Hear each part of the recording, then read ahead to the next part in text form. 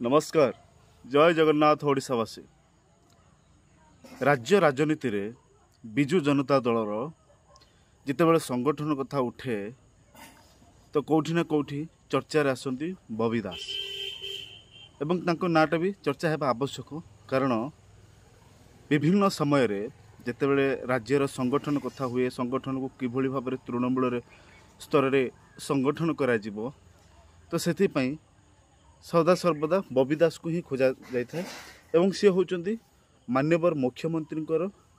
जड़े भरसावन नेताटिए। आपण मैंने देखंतु केवल सेतिक नहीं विभिन्न बाय इलेक्शन हो किंबा राज्यर कौन सी बिल जितेबले घड़ीसंधि मुहूर्त आसे जितेबले कौन सी राज्य गोष्ठी कंदल हुए विभिन्न निर्वाचन मंडल जिते गोष्ठी कंदल हुए तो सेतेबले बबी दास माने संकट हरण रूप में आसिकी से सब प्रॉब्लम को सब सॉर्ट आउट करते। तो आज मोर विषय वस्तु हूँ ये जो मेंटो प्रसंग रे कौन बबी दास राजी नुहंती मुझे आलोचना करी कारण किसी ना किसी तो गोटे स्वराग मिलूँ जो बबी दास राजी नुहंती मेंटो पाई। तो चलतु से विषय आज विस्तृत भाव में आलोचना करवा। मु प्रसन्नजित पब्लिक टॉक ओडिया रे। आज्ञा हाँ आपण मैंने देखु जितेबाला मेंटो कथा चर्चा है सर्वप्रथम विभिन्न निर्वाचन मंडली जो नेता माने कौटि ना कौटि टिके छानिया हो पड़ते कौन हम ओडिशा राजनीति एवं बीजेपी नेता दिल्ली दौड़िले बीजेडी नेता भी दिल्ली दौड़िले किंतु बीजेडी नेता भितर दुई जन कथा आम आलोचना करवा। जड़े हूँ भिके पांड्यान आउ जड़े होती बबी दास से दी जड़े ही जाइथिले दिल्ली गस्तर जाइथिले एवं दिल्ली प्रत्यावर्तन पर आपण मैंने देखिले गोटे पांड्यान गोटे बाइट देले मुख्यमंत्री को गोटे प्रश्न पचारे मुख्यमंत्री भी तार गोटे निजा अंदाज उत्तर देले किंतु जोठी बर्तमान साधारण कथा आलोचना होची जे कोठी ना कोठी बर्तमान मेंटो पाई बबी दास राजी नुहंती जेटा साधारण आलोचना होची कि मेंटो पाई बबी दास राजी होना कहीं कारण से जानिछंती जे संगठन को तृणमूल स्तर किभली भाव में संगठन करा जाए बहुत परिश्रम करछंती राज्य राजनीतिर संगठन को सुदृढ़ करने देखिथिबे आपण माने पंचायत इलेक्शन रे जो भली भाव में तांकर प्रदर्शन थिला 30 रु 30 जिला परिषद सभापति आनिले और पंचायत इलेक्शन रे भी पंचायत ठू आरंभ करिकी ब्लॉक रे मध्य भल प्रदर्शन देखिथिले इवन एनएससी इलेक्शन रे भी मध्य म्युनिसिपालिटी इलेक्शन रे किंतु बबी दास कहीं चाहूना मेंटो पाई। आज्ञा हाँ देखो जदि मेंटो हुए तो कौटि ना कौटि बबी दासंकर पावर संपूर्ण भाव में जीरो हो कहीं बबी दास को कि पचारे जो नेरेटिव चली तमिल तमिल बोली कहीकि जो नेरेटिवटा चली ये तमिल लोक से नेरेटिवटा संपूर्ण भाव में बंद हो जो भारतीय जनता पार्टी माने सदा सर्वदा विरोध करुले पांड्या को से पांड्यान आउ विरोधर पात्र हेबे नहीं। आउ बबी दास को जना जाए कि ओडिशार संगठन क्षेत्र में तो से संगठन कथा भी चिंता करिया को पड़ोनी कारण जिते उभय दल मेंटो हो जाऊँगी तो कौटि ना कौटि भोट प्रतिशत निहाती बढ़िबो उभय दलर भोट प्रतिशत जेहेतु माने सीट संख्या मध्य बढ़िबो तो कौटि ना कौटि बबी दास पावर लेस हो आपण मैंने देखो ये हूँ बिजु जनता दल समय थिला माननीय मुख्यमंत्री दबदबा अधिक थिला माननीय मुख्यमंत्री को ठारू आउ कौन सी नेता लोकप्रिय नथिले ओडिशा राजनीति रे। आज देखंतु कोभली भाव में माननीय मुख्यमंत्री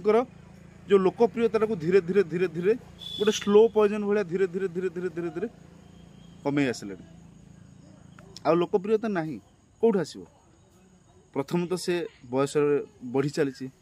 द्वितीय कौन सी फील्ड वर्क देखुं आप करूना आ पांड्यान को सबकि दायित्व दे सारा पर पांड्यान तो बर्तमान पपुलार आम ओडिशार कौन नेता ना आम ओडिशार तो भल भल लीडर अच्छा अपोजिशन ठू आरंभ करके भल भल आम बीजेडी भी बिजु जनता दल भी भल भल लीडर अच्छा आपण मैंने देखु जो आम संगठन को संपादक कथा कहूचे Pranav Prakash Das he is a brilliant person दक्ष संगठक एवं जो तांकर जो काम करिवार जो शैली सी किंतु आज कौटि ना कौटि तांकर पावरलेस हो जाइए कह जाऊला राज्य राजनीति रे जदि किए गोटे माने नवीन पट्टनायक परे परे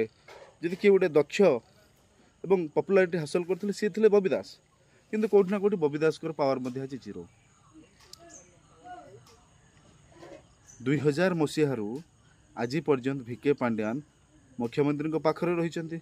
व्यक्तिगत सचिव हिसाब से काम कर तेणु कोठी ना कोठी जो नवीन पट्टनायक जो स्ट्रेटेजी जो प्लानिंग कोठी ना कोठी से जानी जाइछन्ति किंतु बबी दास से भी गोटे छोटिया खिलाड़ी नुहति आपण माने देखंतु संगठन को बंचैकी रखिबा एवं किभली भाव में आहुरी दल को सुदृढ़ करवा से सी भी मध्य गेम प्लान करुछन्ति बोली साधारण चर्चा हो किंतु देखा जो समय कहब कौन हम किंतु कोठी ना कोठी ओडिशा राजनीति रे जो वर्तमान परिस्थिति जो गति करुछि यह एक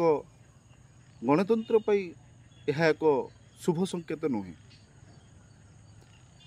विरोधी दल भी शक्त हेबा आवश्यक गोटे गणतंत्र राष्ट्र रे विरोधी दल भी शक्त हेबा आवश्यक जेतेबेले विरोधी दल शक्त हुए सेतेबेले सरकार जनसाधारण को कथा मानिबा पाई बाध्य होता है आपण माने देखंतु अतीत रे बहुत दुर्नीति बहुत प्रकार एलिगेशन आछि से सब को सब बाएं बाएं उड़े दिया जाइछि बाएं बाएं उड़े दिया जाइछि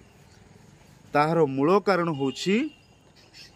गोटे शक्त विरोधी दलर आवश्यकता रही मो पूर्व वीडियो रे कही भाई जने कमेंट देथिले कहिथिले जे ए जो इलेक्शन परे राज्य रे जो हमर संविधान अछि जो संविधान को लेकिन आम सब चलुचे